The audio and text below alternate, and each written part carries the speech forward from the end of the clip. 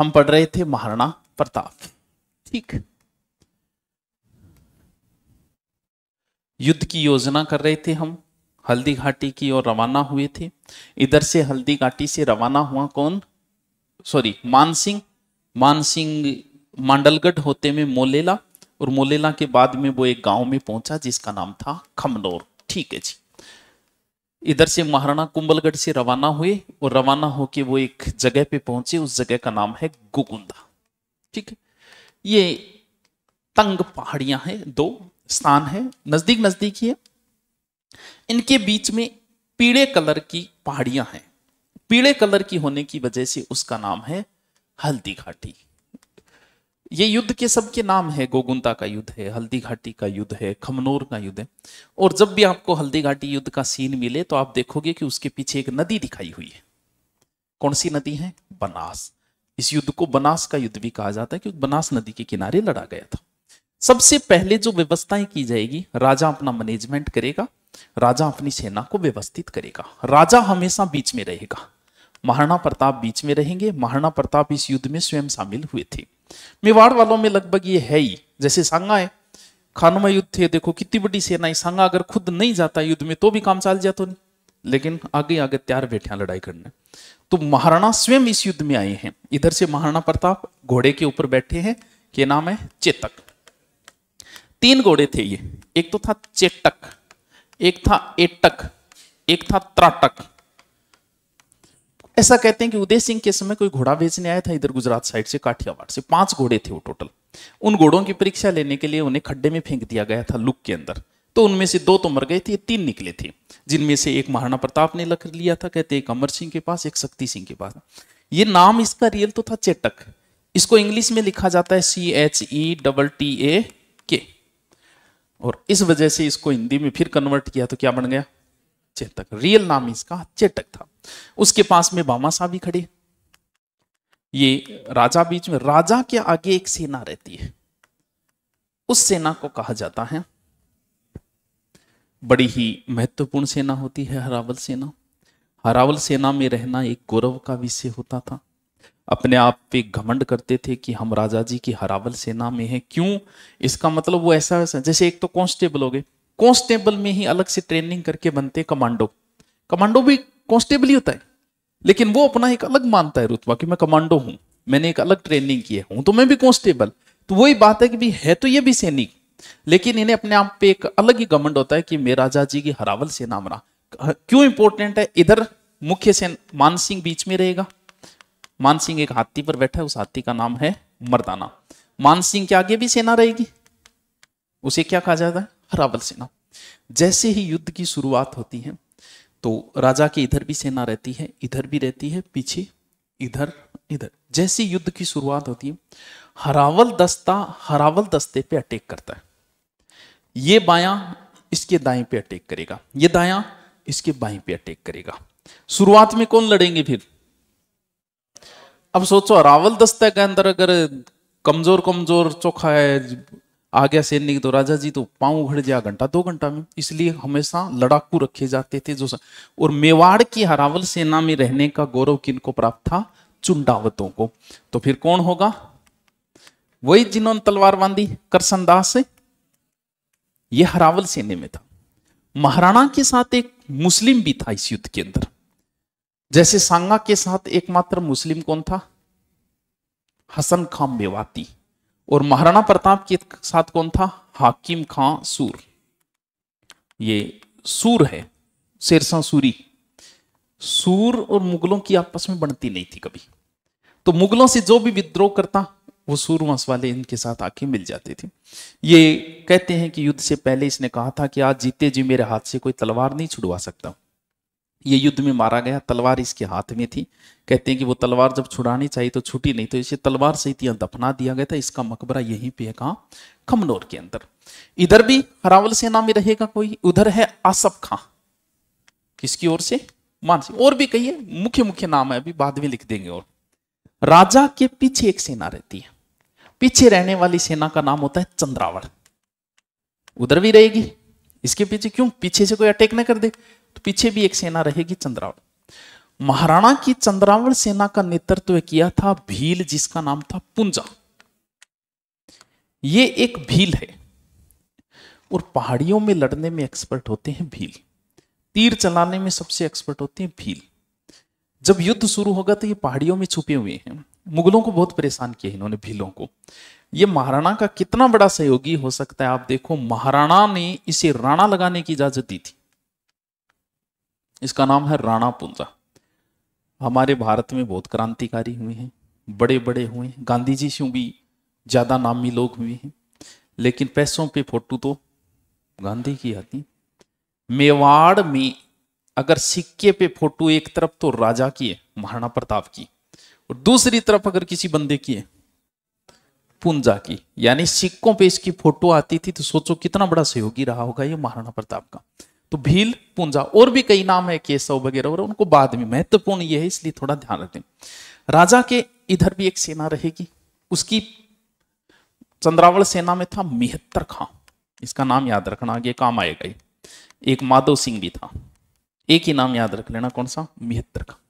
राजा की इस साइड में भी एक सेना रहेगी। इधर था रामसा तंवर और इसके 3 बेटे, रामसा तंवर, और इधर था जाला मान सिंह, उधर सैयद खां और गाजी खां, और इधर था सैयद खां। ये है दोनों सेनाओं की व्यवस्थाएं। दोनों सेनाएं आपस में सेट हो गई, अपनी अपनी सेना को सेट कर लिया। भयंकर गर्मी थी, जेठ का महीना, भयंकर गर्मी। कितना, 2 तारीखें आते हैं, 18 या 21 जून 1576। बहुत भयंकर गर्मी पड़ती है। अपनी रेत से भी भयंकर तपते हैं पहाड़। पहाड़ों में कभी गर्मी में आप जाओगे ना, हालत खराब हो जाती है। पत्थर है वो, तो पत्थर और तपता है। तो भयंकर गर्मी के बीच में लड़ा गया युद्ध था। 2 तारीखें आती है, कोई इतिहासकार 18 बताता है, कोई 21 बताता है, दोनों ही सही है। दोनों तारीख कभी नहीं आएगी, एग्जाम में एक ही पूछी जाएगी। अब जब सेनाएं व्यवस्थित हो गई, मान सिंह के साथ एक राइटर भी आया था। नोट्स बना रहे हो हल्दी घाटी का? उस राइटर का नाम था बदायूनी, मुंतखब उत तवारीख इसकी बुक का नाम है। मुंतखब, नाम तो क्या याद रहे, मुंतखब उत तवारीख, ये राइटर यानी लेखक है। ये साइड में है, इसको कुछ सेना दे रखी है, साइड में बैठा है, पूरे नोट्स तैयार करेगा। इधर से महाराणा प्रताप, इधर से ये लड़ रहा है, वो लड़ रहा है, इसने वीरता दिखाई, क्योंकि इसके अनुसार भी हम आगे का वर्णन देखेंगे। क्यों? क्योंकि ये लाइव देखने वाला आदमी है, युद्ध को प्रत्यक्ष दृष्टा इतिहासकार है बदायूनी, जिसने आराम, जैसे आजकल हम लाइव देखते हैं वैसे ये देखा है लाइव बदायूनी। सेना व्यवस्थित हो गई। अब हम देखते हैं कि वैसे हमने कंपेयर किया था अकबर और महाराणा प्रताप का, तो उसमें मजबूत कौन था? अकबर। अब तो सेना ही व्यवस्थित है, एक दूसरे के आमने सामने। तो हम यहां कंपेयर करें कि यहां कौन मजबूत है मैदान के अंदर। इस युद्ध में तोपों का प्रयोग नहीं हुआ था। क्यों? क्योंकि पहाड़ियों में तोप ले जाना बहुत मुश्किल है। 1-2 बराबर घोड़े नहीं चल सकते वहां। आप देखोगे ना, हल्दी घाटी इतनी ऊंचाई है, आज ही बहुत मुश्किल है, तो तोप को तो ले जाना बहुत मुश्किल है। इसलिए कोई छोटा मोटा कोई तोप हाथी पर रख के लिए तोप होता ना, बाकी तोपों का प्रयोग इसमें नहीं हुआ था। अपने पास तो तोप वैसे ही नहीं थी। अब दूसरों सेना देखते हैं, मजबूती का पता किससे चलेगा? सेना से। जिसकी सेना मजबूत है वर्तमान में वही है। मेवाड़ में श्यामल दास जी कहते हैं कि मान सिंह के पास 80,000 सैनिक थे और महाराणा प्रताप के पास 20,000। बदायूं लिखता है कि मान सिंह के पास लगभग 5,000 सेना और महाराणा प्रताप के पास 3,000 सेना। यानी सेना का अनुपात क्या है? डबल है। खानवा युद्ध में तो बाबर से अपने पास कोई 4 गुना सेना थी सांगा के पास, लेकिन यहां तो सेना का अनुपात क्या है? महाराणा से डबल सेना है अकबर के पास, मान सिंह के पास।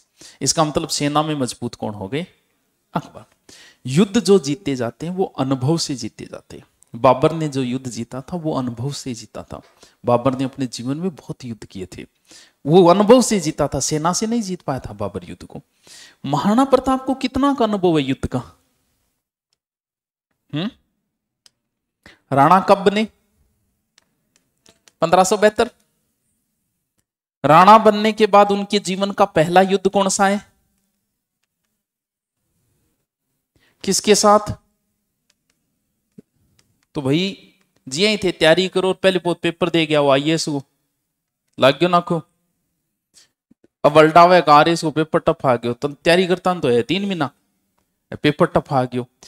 भाई अपने महाराणा प्रताप के जीवन का पहला युद्ध, और वो भी किसके साथ, जलालुद्दीन मोहम्मद। अब मान लो थे नया नया उठेड़ा और थारी लोकप्रियता अच्छी है, चुनाव लड़ने मोदी के सामने उठ जाओ, कई लड़ियो भी हो, योगी के सामने भी 1-2 लड़े हो, क्यों अरे इतने बड़े।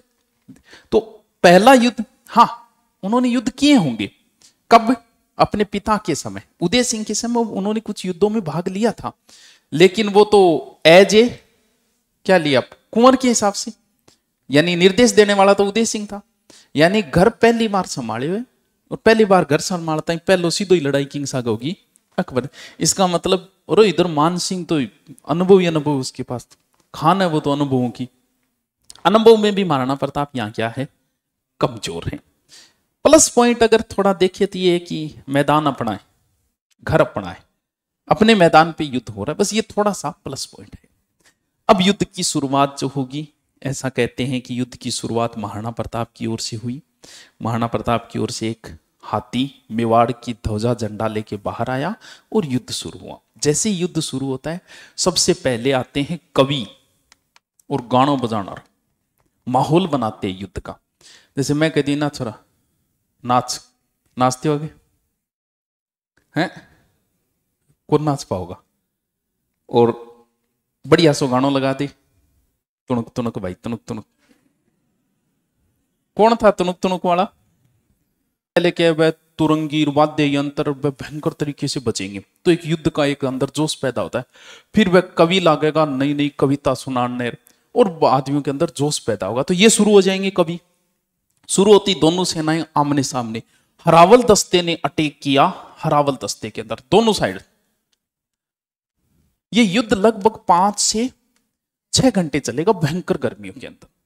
युद्ध जैसे ही शुरू हुआ, शुरू होते ही दोनों टाइप की सेनाएं आपस में लड़ने लग गई।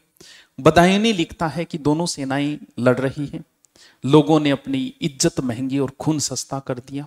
युद्ध के बीच मैंने आसफ खां से पूछा कि समझ में ही नहीं आ रहा है, अपने वाले राजपूत कौन से, उनके वाले कौन से, मारें किसको।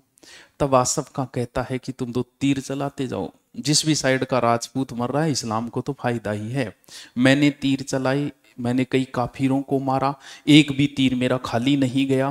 ये इस युद्ध में काफिर शब्द का प्रयोग कर रहा है, जबकि ये युद्ध जो है कोई धर्म युद्ध नहीं था। खानवा युद्ध के मुकाबले ये बहुत छोटा युद्ध है। खानवा युद्ध में तो इतने लोग मारे गए, इस युद्ध में मुश्किल से 500 लोग मरे थे दोनों साइड की। लेकिन ये युद्ध इतिहास में बड़ा महत्वपूर्ण है, क्यों, क्योंकि ये युद्ध जो लड़ा गया था वो मातृभूमि की रक्षा के लिए लड़ा गया था, स्वतंत्रता के लिए लड़ा गया युद्ध था, ना कि ये कोई धर्म युद्ध था। क्योंकि अगर धर्म युद्ध होता तो एक हिंदू का सेनापति एक मुसलमान नहीं होता कभी, और उधर एक मुसलमान का सेनापति कभी हिंदू नहीं होता। ये धर्म युद्ध था ही नहीं। प्रथम दृष्टा शुरुआत में देखने में ऐसा लग रहा था कि हमारी सेना कमजोर पड़ती जा रही है। महाराणा शुरुआत में महाराणा हावी रहा इनके ऊपर, और जैसे ही महाराणा इतने हावी रहा, बदायूनी लिखता है कि हमारी सेना भाग खड़ी हुई, 8 से 10 किलोमीटर तक भाग खड़ी हुई। ये भी लिखता है कि मैं भी भाग खड़ा हुआ, कोई घमंडारी बात बन, नोट्स तो नहीं पूछ के बना लिया, मैंने काम तो है नहीं जान बजा। ये लिखता है कि मैं भी भाग खड़ा हुआ। ये कहता है कि उस समय मेहतर खां ने बड़ी चतुराई दिखाई। मेहतर खां हाथी पे चढ़ के जोर जोर से आवाज लगानी शुरू कर दी कि बादशाह सलामत आ गए, बादशाह सलामत आ गए। और जो सेना 8 से 10 किलोमीटर फैली हुई थी, बादशाह का नाम सुन के धीरे धीरे वो सेना वापस आनी शुरू हो गई।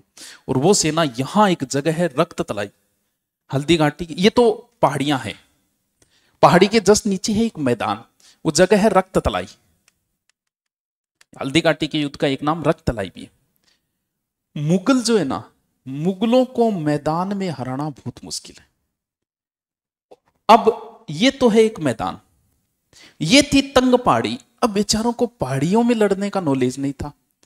पहाड़ियों में तो अपने वाले होशियार थे लड़ने में, क्यों, अपना काम ही पहाड़ियों में था। मैदान में मुगल लड़ने में एक्सपर्ट थे। अब वो सेना जो है मैदान में इकट्ठी हुई, महाराणा की सेना में आ गया था जोश, क्यों शुरुआत में महाराणा हावी रहे, तो वो जो सेना है वो यहां आके लड़नी शुरू हो गई। ये महाराणा की ओर से एक भूल थी। महाराणा अगर पहाड़ियों में ही रहते तो उनको घेर के पूरा परेशान किया जा सकता था, लेकिन उनकी सेना आके यहां लड़ने। तो इस युद्ध का दूसरा नाम एक क्या है, रक्त तलाई का युद्ध भी है। बादशाह बाग यही नजदीक है, इसे बादशाह बाग का युद्ध भी बोलते हैं। ये तो है पहला पड़ाव, जिसमें स्पष्ट रूप से देखे बदायूं के अनुसार तो कौन हावी रहा, महाराणा।